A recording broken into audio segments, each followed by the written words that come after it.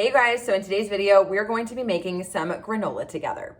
If you are new around here, my name is Marissa. I am a pharmacist and health coach, and here on my channel, I share lots of healthy recipes, meal ideas, different ways for you to improve your health, so definitely consider subscribing. I have been craving granola all day long, so we're going to make some granola now. The recipe actually comes from my cookbook, and I'm gonna share that with you guys today. I love granola. I love to have it with milk. I love to have it on yogurt just by itself. It's so good. You can even make like a trail mix with it or something. I'm so excited. So here is the recipe and we're going to get cooking. So first things first, we're gonna preheat the oven. So we're gonna preheat the oven to 350 degrees Fahrenheit.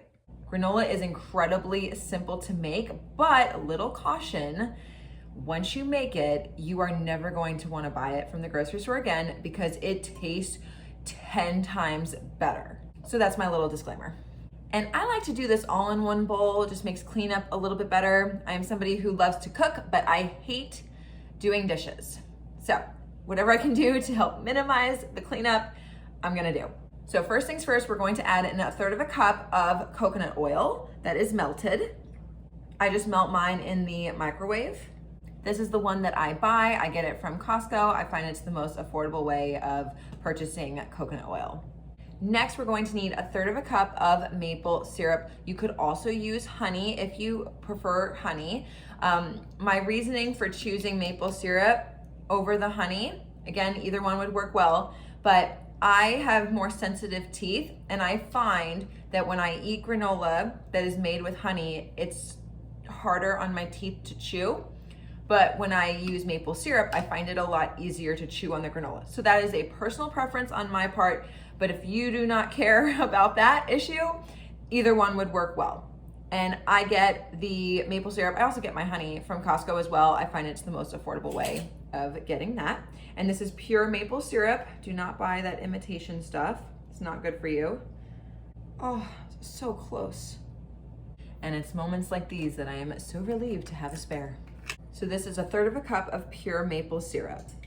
Next, we're gonna put in 2 teaspoons of vanilla extract. You are more than welcome to actually measure this out accurately, but I personally never do. I just do a little bit and eyeball it. Now I like to take a whisk and mix this together. And this is what it should look like when you have mixed it all together. And now that that's mixed, we're gonna take the whisk out.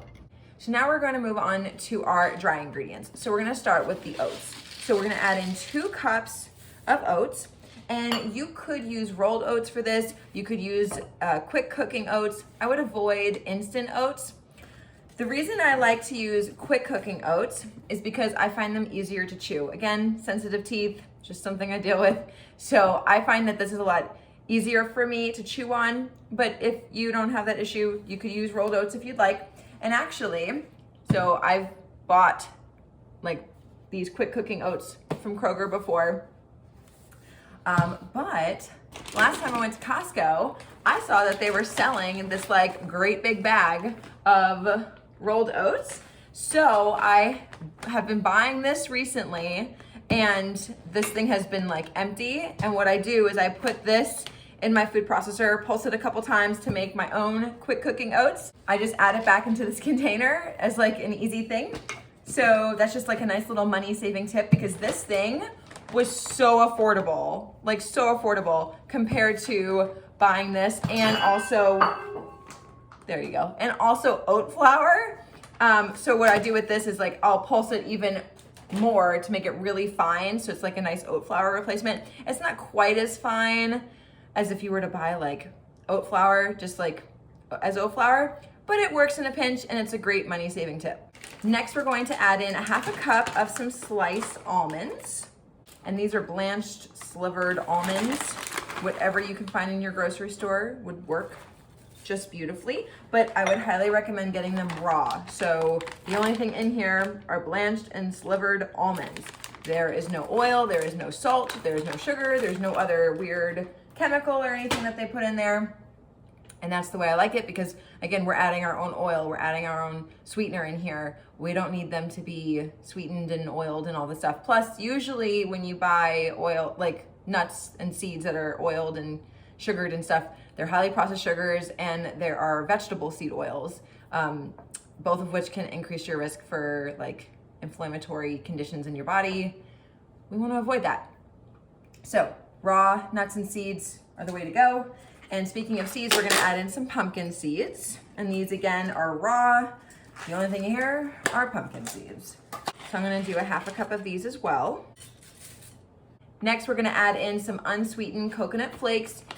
You want to look for unsweetened here. Do not get the ones that are covered in sugar.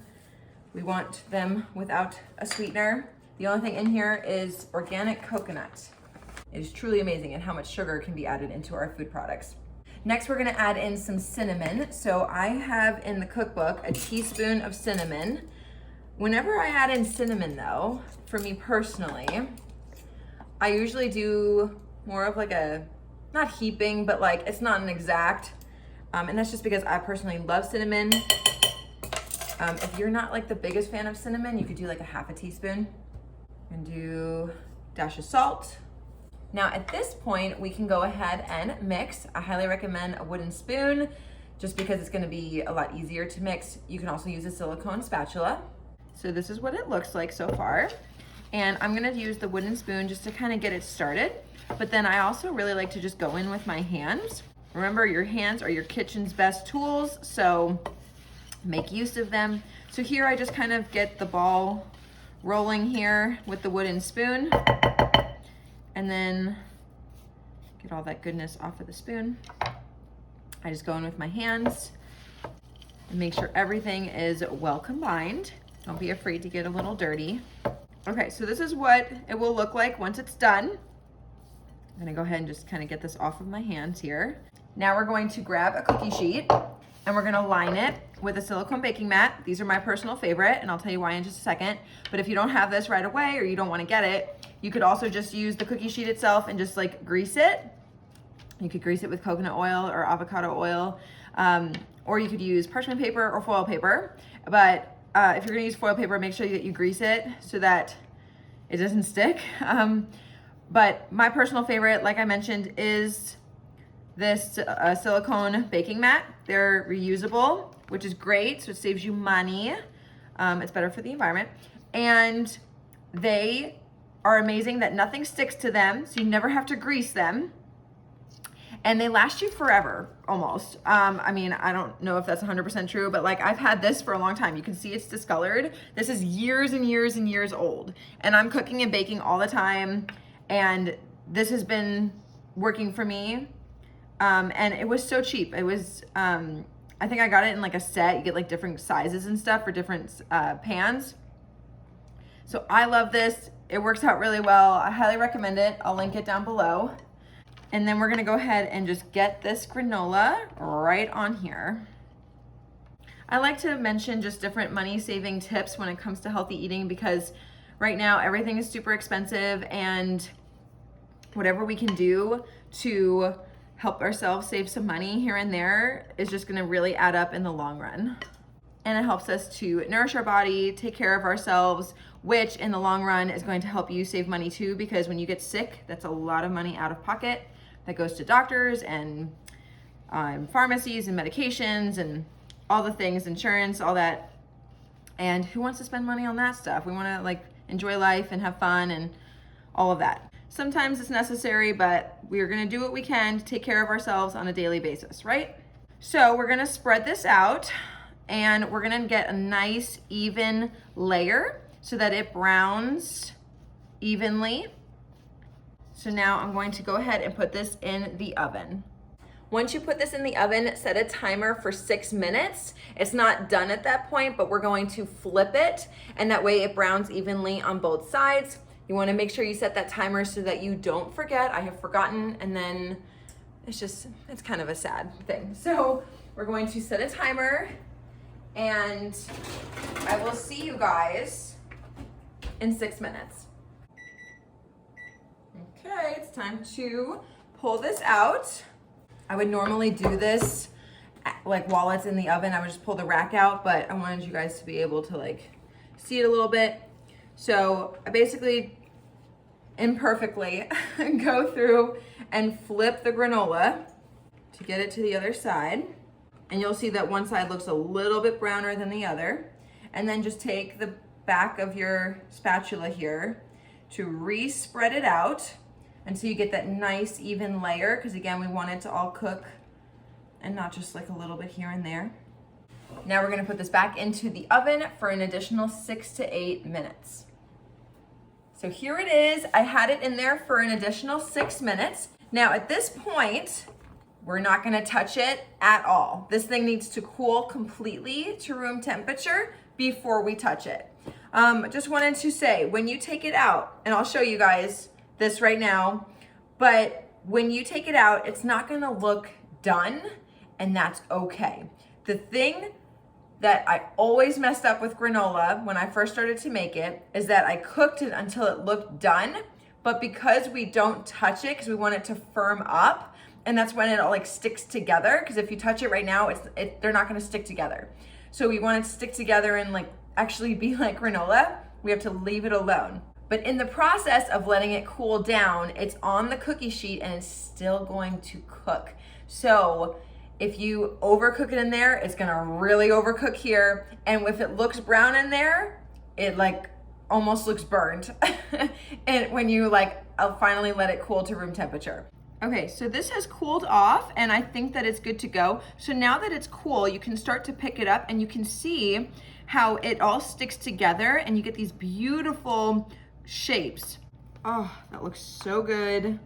Put that right into the food storage container. And then when you want to get some as like a little snack, you just like pull it out like that. I mean, is that not fun? And of course I have to do a taste test, so let's do that.